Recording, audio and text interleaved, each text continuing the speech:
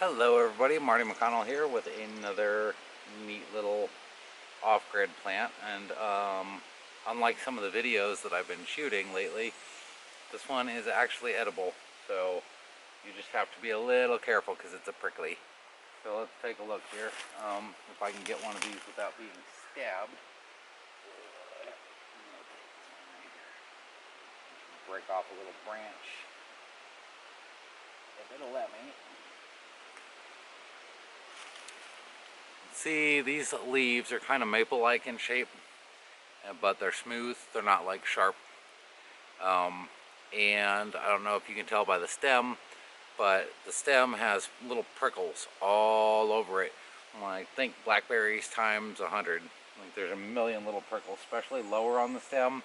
The prickles tend to congregate, and that's the entire stem looks like it's made of prickles. I mean, they're a little bit dangerous to go foraging for. And in some places, some species of these are actually incredibly dangerous to forage for because the berries themselves will be covered in prickles. Now, generally speaking, I know you can't see these. I'll try to take a picture close up of these guys so you can see kind of what they look like. These ones actually turn purple when they ripen, so I don't know if I have any. I just ate a ripe one a minute ago, but it's a little early for them still. But so the berries themselves can actually be prickly as well. So this is called a gooseberry plant. Okay, and in addition, hi kitty, you found me. In addition to being prickly, these are also quite edible. They're a little bit on the bitter side. They're not, it's not like a blackberry, but it's kind of in the same range. When they're still green like this, but they start to swell up and soften a little bit, they get really, really tart. These ones are probably still bitter, you know.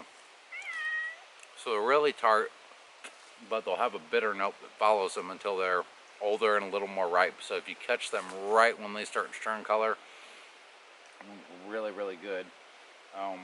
I like them anyways, even the bitter ones. I mean, they've got a lot of tartness to them, and I'm kind of down with that. So I like things that are tart. And when you find them growing, a lot of times you'll find them in clumps like this one behind me. Pretty much all this green crap that you see here until you get to this little tree back behind me is all gooseberries. And there's some other little stuff growing in there, some weedy stuff, but for the most part, all gooseberry. So when I find these out in the woods here, there's just clumps and clumps and clumps of them, bushes everywhere. And so, yeah, really, really cool little wild edible. I don't know if the leaves are edible. I didn't look into that. I assume like any other leaf, like any other berry leaf, they're probably edible, but probably not big on taste.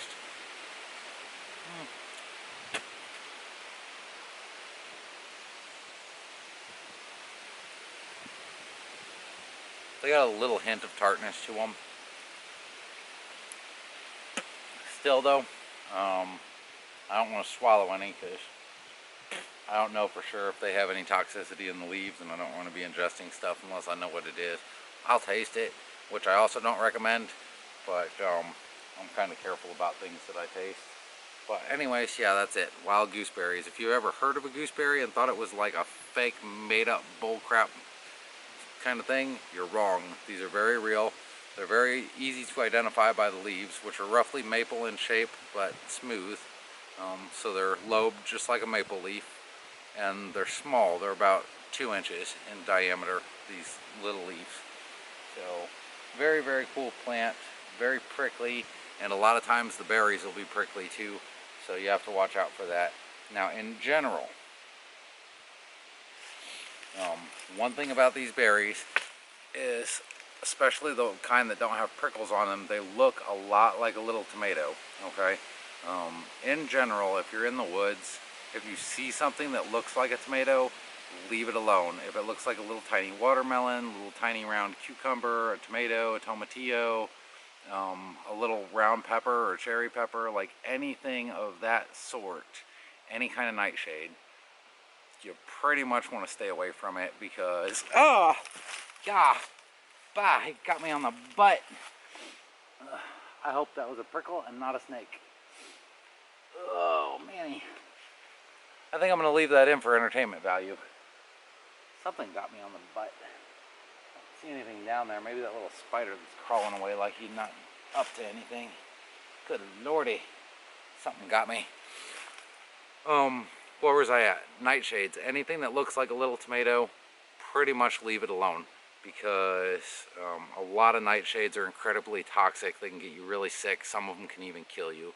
So the same thing goes for little blackberries. If you don't know what kind of plant they're growing on, like identification of the plant is a primary concern.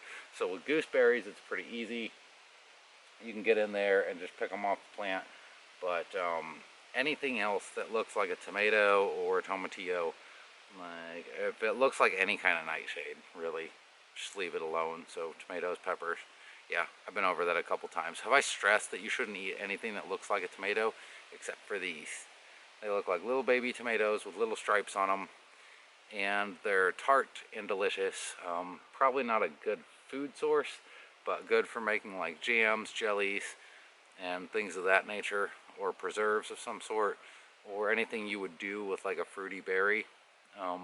If you can collect them in large number. If the kind that you have where you're at are prickly, then you'll definitely want to wear gloves. The prickles, I think, will go ahead and boil off. If you start to cook them, the prickles just sort of go away. They're like stinging nettles.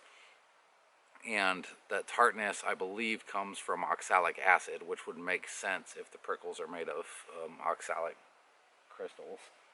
So let me see if I can find a ripe one, and then I'll put those pictures in the video, which I probably already cut in at this point. And then I'm gonna get out of here, because every time I come back here I get covered in ticks. But worth it. Don't forget to subscribe. I'll talk to you later.